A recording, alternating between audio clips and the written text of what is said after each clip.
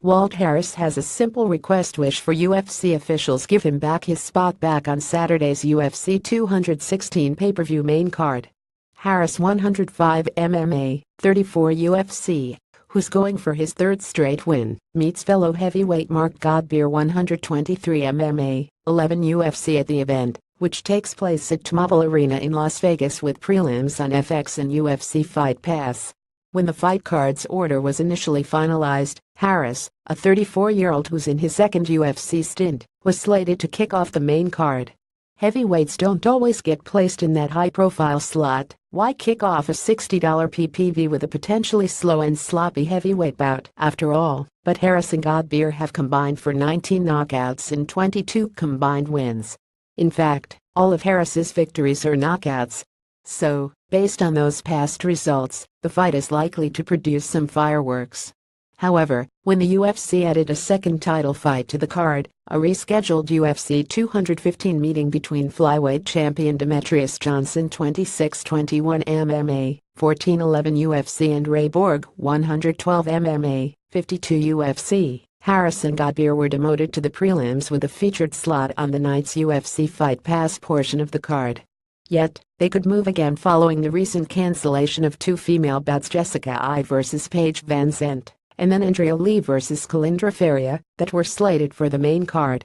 At least, that's Harris's hope.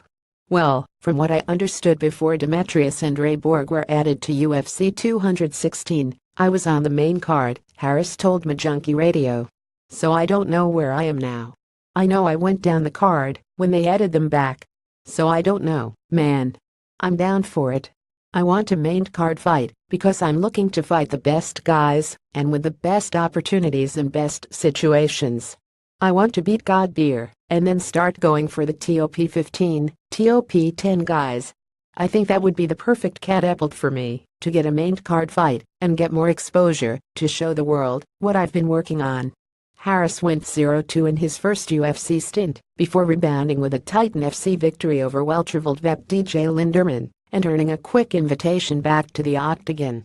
He thanks a stable of American top team regulars, Din Thomas, coach Conan Silveira and best friend Charles Rosa, for keeping him motivated and confident that he's of caliber, even when the former collegiate basketball player went bust in his first UFC run.